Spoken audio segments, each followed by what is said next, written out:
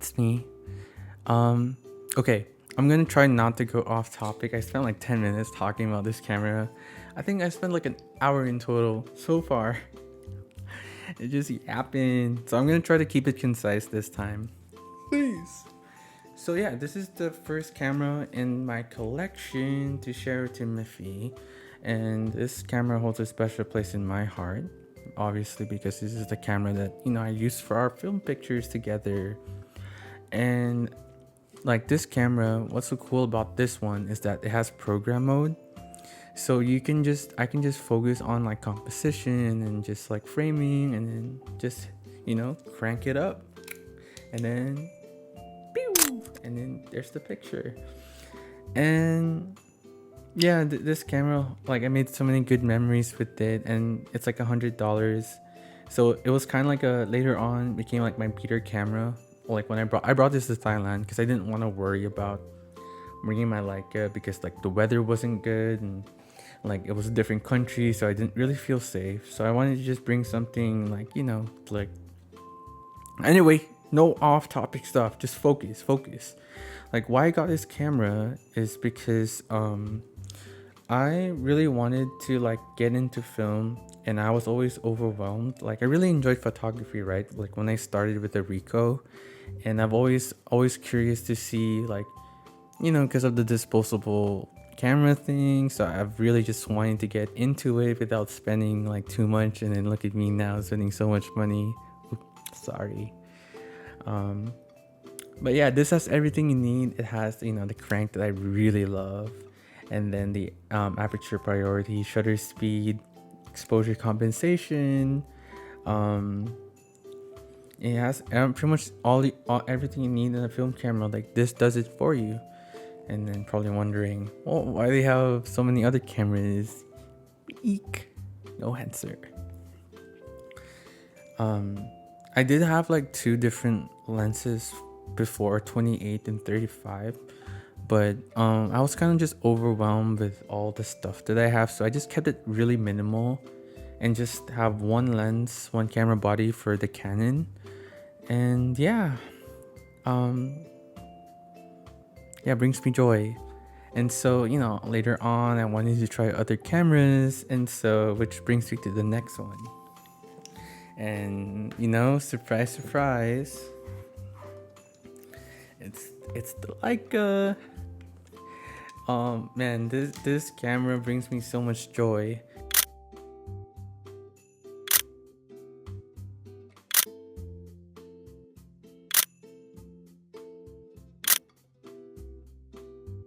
And like what got me into it was like, the more I digged into film photography, like it kind of led me to like watching like street photographers in New York, Boston, Chicago, wherever. And one of the photographers I look up to, his name is Gary Winogrand and Joel Merowitz. I have the photo book. I'm gonna show in a bit after. This is the camera that they use. Gary Winogrand used this exact camera body, the Leica M4, and he uses a 28 millimeter. And so the 35 is kind of like my dedication to Joel Merowitz. So it's kind of like a hybrid of two photographers I look up to. And the thing about the system, it's a rangefinder. So let me put this back on and I'll explain yap about it because I just want to share, it's really exciting. Also, I do need to get the lens fixed because the aperture ring is kind of loose. But yeah, let me put this back on. So basically with the, wow, gonna eat my words there. Basically with the rangefinder system, there is like so this is the viewfinder, and this is the other glass. And so what it does, it creates like a double image. And so to get into focus, I just have to manually change like the lens and then bring the two images together, and that'll be in focus. And later on, I learned how to do zone focusing, which, I mean, sure Miffy knows, but I'll yap about it anyway. Like, I just set the aperture and it creates, like, for example, f11, and anything between like 3 feet or 8 feet will be in focus. So I had to like learn about how that works, and that's something that's very like you'll see here. Yeah, this is the distance scale. So I use that to set like I think like a demonstration would be like, for example, this is like the field. This is me, the photographer, and I can set like from point here to point here. This will be in focus, kind of thing. And so when I'm out in the street, because it was during the time where autofocus wasn't a thing. I like old school stuff, I guess. I really geek out. People didn't really have like that autofocus technology, so they just had to really do things manually. So I thought it was really cool. I guess it's like the equivalent of driving a car manually with a camera. And I really enjoyed that experience because you really have to like lock in. I think that's the thing I really enjoy. Like, you're very intentional with the aperture, with the shutter speed, and all that stuff. I really like the mechanical process of it, and I think that's what drawn me to it even more. And obviously, because these are used by photographers that I look up to, and I want to, I aspire to take pictures like them someday. And, made so much memories with it. So these two cameras really hold a special place in my heart. And ideally, I'll never sell them. It's kind of like ghosty. It's something that just brings me so much joy. So after these two cameras, let me time check. Ooh, 7 minutes. Okay. So these are like basically the two main cameras that, I got. And, like obviously film is expensive. And so, I scrounged through my mom's like closet and I found this Nikon DSLR. I haven't really used it as much. I did buy a Prime, so I definitely should make most of it. While it looks heavy on the hand, this is actually a really light camera. Like this was designed to be light. I can even hold it one hand for a long time and I won't be tired. Yeah, it's pretty much like when I want to shoot like digital, and which is funny because I got the Ricoh, which I'll talk about in a bit. But I really enjoy using this camera when I really want to have like a DSLR experience. And I have a diffusion filter, so anyway, I'm just yapping. It's just a free camera that I wanted to take advantage of and use it to learn. Anyway, where was I? So I had these two cameras. I took this to Thailand, right? And after shooting around, we went to this place called Mega Plaza. And long story short, they just so happened to have like a camera alley, and I just walked around, and lo and behold, I got where is it? The GR2. So this camera is really sick. It really was by chance. Like I didn't really mean, like I wasn't searching for it. It just so happened to find me. I was just going around, and this at the corner of my eye, I'm just like, no fucking way. The thing about this camera that makes it really special is that it's the Ricoh. It's the camera that I let go. And I think like the more I got into photography, the more I actually began to appreciate how much of a beast this camera actually is.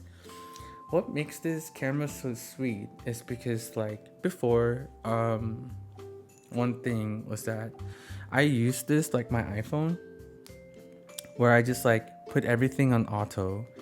and I just take a snap. And then eventually I just kept on using my phone, and I'm just like, what's the point of this camera? Like, I'm doing the same thing here. um it was only later on, right, where I began to actually appreciate that, like, having like a proper camera, I guess.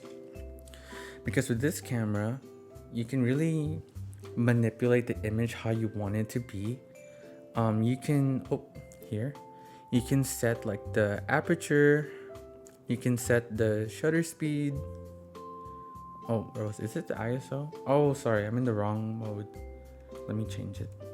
All right, so you can check the aperture and then the shutter speed, and then you can also set. I put it on auto ISO.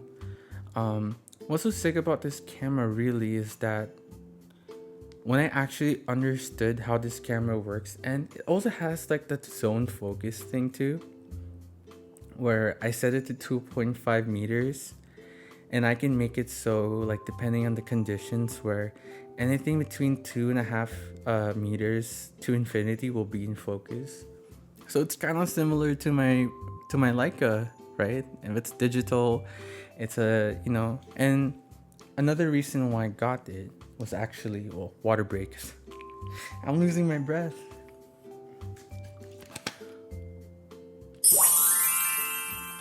The reason why I got it is because I got in trouble, like, bringing my big ass camera to work or to my political campaigns. Like it's not the right time, right place. That's true. So I wanted to get like a small camera that I can just put in my pocket or put in my tote bag, that I can just bring along with me, that's small, compact, conspicuous. And I guess what's sick is that I'm treating it as if it's a digicam. I mean, it is. Like, it's a premium digicam where I can kind of shoot it with like advanced settings, and I can shoot well, I'm not wording properly. Well, basically I can shoot in manual.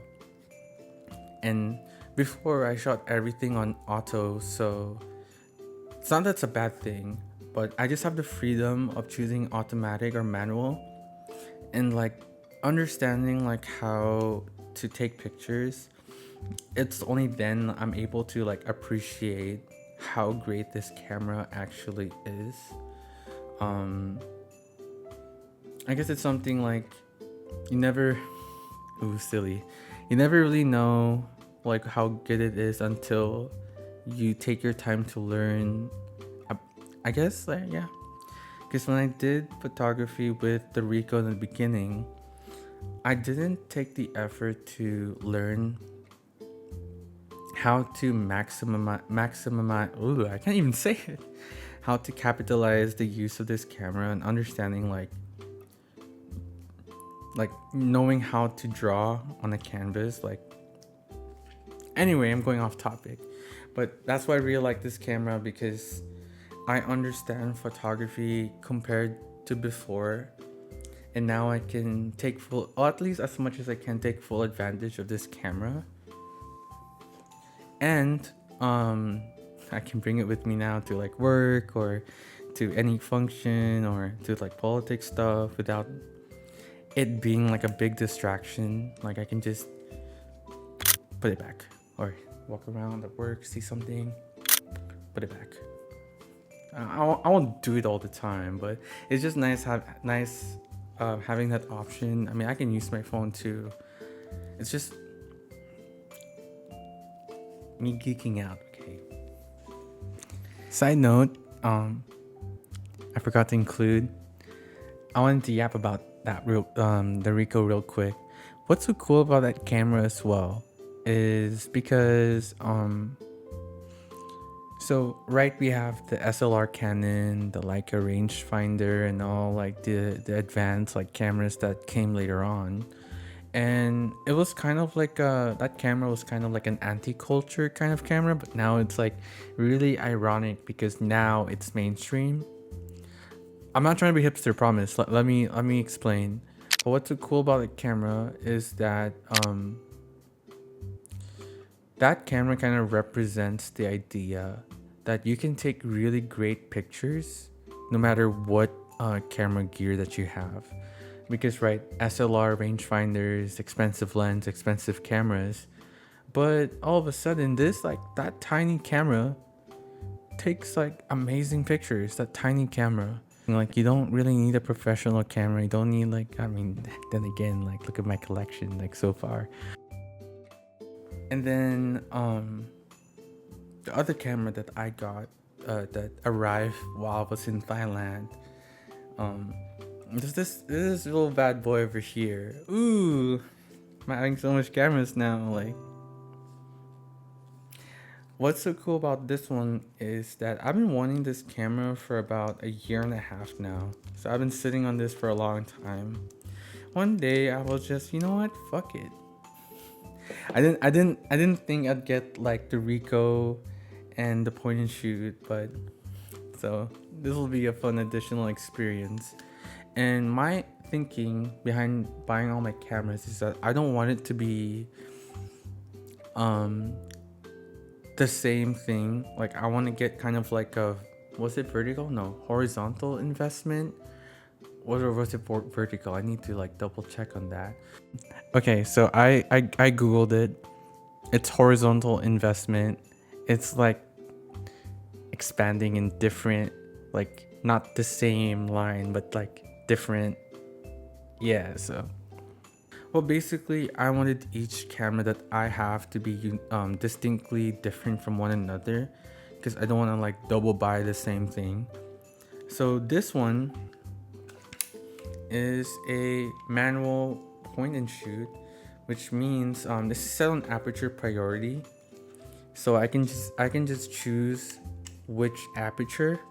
And what's so cool about this is that it's like a disposable camera, because you can pull like that and then focus, and then yeah, just like that. And then what I detach is the flash. Pretty sick. And it's a rangefinder, so it's the same concept of putting like the boxes together to be in focus. And the reason why I got this one was actually the same reason as I got for this one, right? So I can bring this with me everywhere, and it's like compact, it's small, it's conspicuous, and I think like that's the pattern of cameras that I've been getting. Like, I got really big cameras. Like, I started with a small camera, I went big, now I went back to small. And yeah, I've always wanted this camera, and so like I just gifted myself this one. And yeah, I'm really excited to see the pictures that comes out of this. Yeah.